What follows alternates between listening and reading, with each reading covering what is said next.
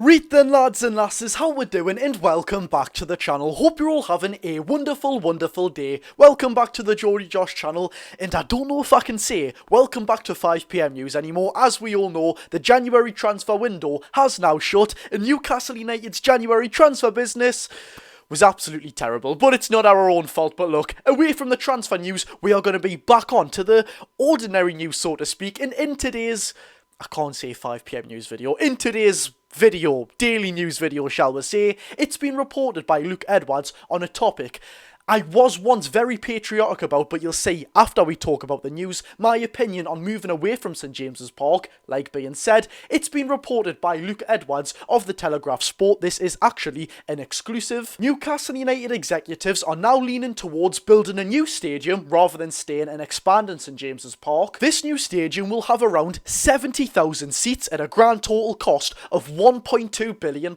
Although the club is adamant no decision has been made whether they want to stay at St James's Park or build a new multi-purpose, financial fair play helping stadium, there is growing momentum behind the new stadium plan. If we were to build this new home, it would be the second largest stadium in the country, obviously just behind Manchester United's Old Trafford. Now, ladies and gentlemen, you let me know down below before we get into anything, would you want to stay at St James's Park, expand the ground to roughly, just an estimate, 63,000 seats and stay at our beloved home, which was once my opinion, or move to a just under 70,000 seater stadium, comply with FFP, more breathing room, and probably a better state-of-the-art stadium, which is all going to be modernised for modernised football fans. You let me know down below. But we are going to get into my opinion on Newcastle United moving away from our over 130-year home, because yes, like I said at the start of the video, I was very bolted to one opinion,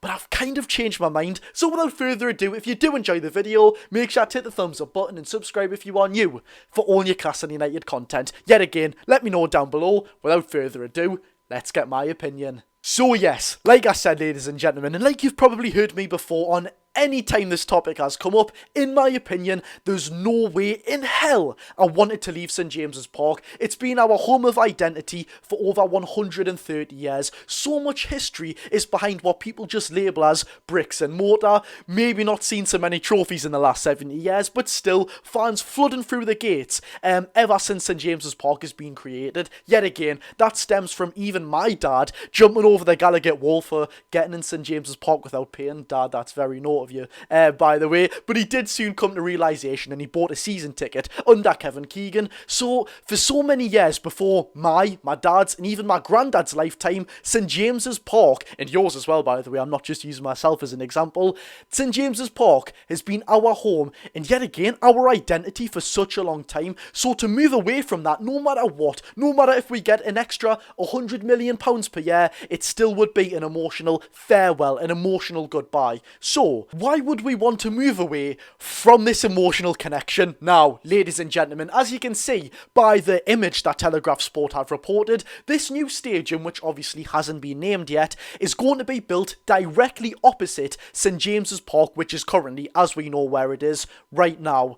Now, one of the main things I was fretting over was the location of this new stadium. St James's Park, I think we've all seen that image. It's got around 192 pubs, or some estimate close to that, in a 1 mile radius of the stadium. Not only is that unbelievable, but you've got the bars, the nightclubs, transport, buses, trains, car parks, food, restaurant, genuinely anything you need is next to St James's Park. It's an absolute ideal location, so to move away from that, it would just be a bit idiotic, really. No matter how much money we would get, it would be an inconvenience to get there. Some people were saying the Metro Radio Arena could be sparked up as one location for this new stadium, which just wouldn't make any sense at all. I mean, that's more closer to Gateshead. Why would Newcastle Stadium be in Gateshead? It doesn't make any sense. However, because the new ground is so close to St James's Park, I'm kind of leaning towards wanting to go to this new stadium. Of course, in my opinion, 1,000,000%, I would rather stay at St James's Park, expand it, still have a little bit of freedom. However, I do want to make one thing clear.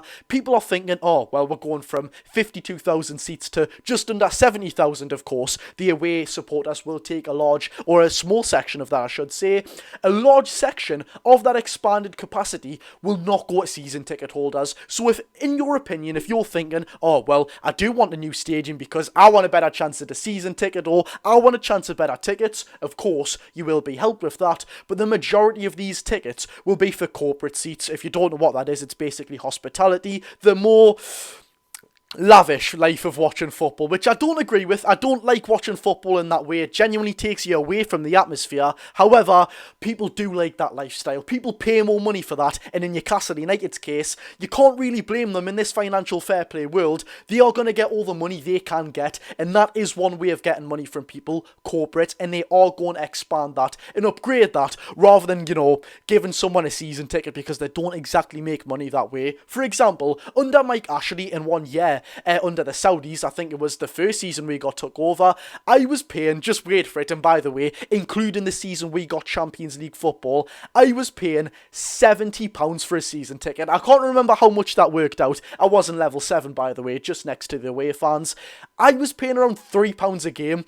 Now, let's be real, look, I'm all for saving money and financial fair play, but £3 a game is genuinely taking the mick. No wonder they're going for these corporate seats. But no matter your stance on this situation, if you want to stay at St James's Park or leave St James's Park to comply with all these rules, etc, etc, we can all come to an agreement. We don't want to move to a soulless ball. We've seen it with West Ham, we've seen it with Tottenham Hotspur. Both sets of fans have very vocally said on social media and in real life, the atmosphere has gone. We don't have a connection with this stadium. The Ball-In ground, West Ham's old ground, was absolutely unbelievable. I remember watching Spencer FC's match day vlogs. The atmosphere, fantastic. A really core set of fans West Ham's had, and a core connection with the Ball-In ground, just like Tottenham Hotspur and White Hart Lane. Now, Newcastle United and St James's Park, it doesn't need to be said yet again, the connection is unbelievable. When an away fan say, for example, Bromley in the Cup, when they think of Newcastle, the first thing they're thinking of is, oh, St James's Park,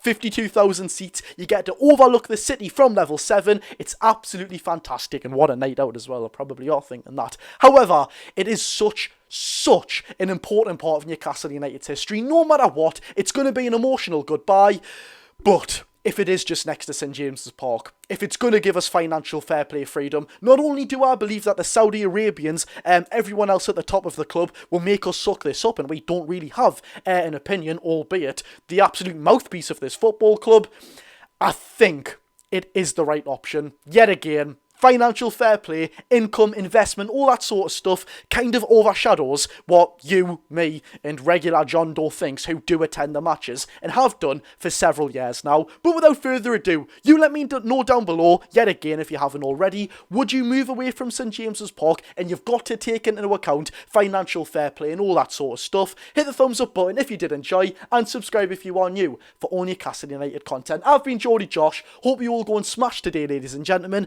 and I don't know what consistent basis we'll be making the videos on. Don't worry, I will try my hardest. We'll probably bring back live watch-alongs, match previews, maybe, probably more so than the live watch-alongs. There we'll have it. I've been Geordie Josh. Go and enjoy your day, people.